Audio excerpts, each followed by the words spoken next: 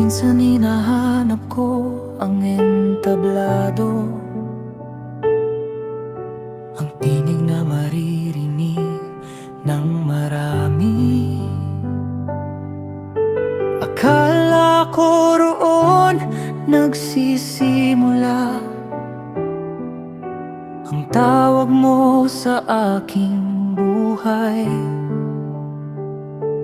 Ngunit ikaw ang nagpaalala,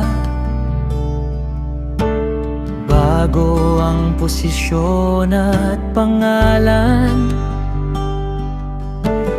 May pagluhod na dapat matutunan sa tahimik na lugar ng pagsunod. Hindi sa taas nagsisimula ang tunay na tawag, kundi sa pusong marunong magpakumbaba sa mga gawaing walang nakakakita. Doon mo hinuhubog ang lingkod mo. Servant muna bago leader, puso muna bago posisyon. Sa maliit na katapatan, doon mo sinusukat ang aking paglago. Hindi sa dami ng tagasunod, kundi sa lalim ng pagsunod ko sa iyo. Dahil ang tunay na kadakilaan ay nasa paglilingkod sa iyo.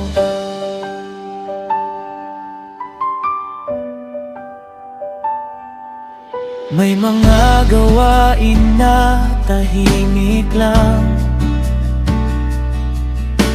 walang palakpak, walang nakatingin. Ngunit doon mo ako tinuturuan na magmahal at sumunod sa iyo. Hindi kailangang nasa unahan para maging mahalaga sa iyong mata. Ang pagiging tapat sa kaunti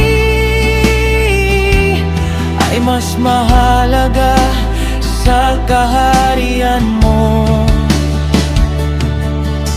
Turuan mo akong maglingkod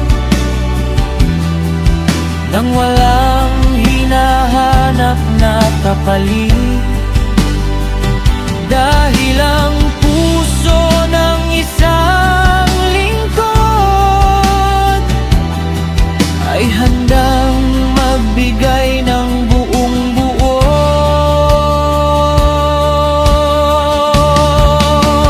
Servant muna bago leader, puso muna bago posisyon. Sa maliit na katapatan, doon mo sinusukat ang aking paglago. Hindi sa dami ng tagasunod, kundi sa lalim ng pagsunod ko sa iyo. Dahil ang tunay na kadakilaan ay nasa paglilingkod sa iyo.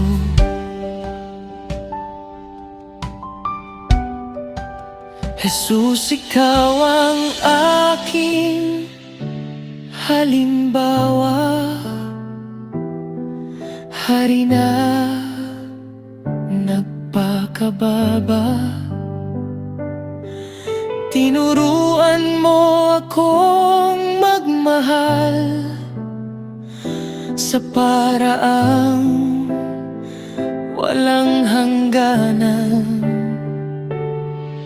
Kung nais mong ako'y gamitin,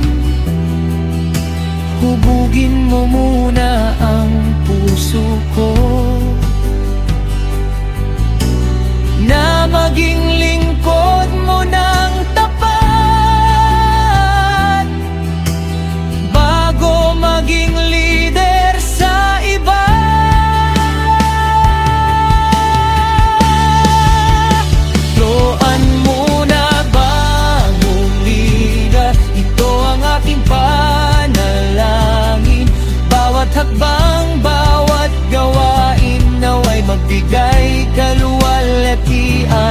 sa iyo.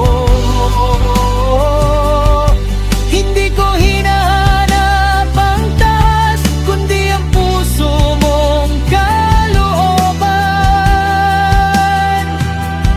Dahil sa kaharian mo ang lingkod, ang tunay na dakila.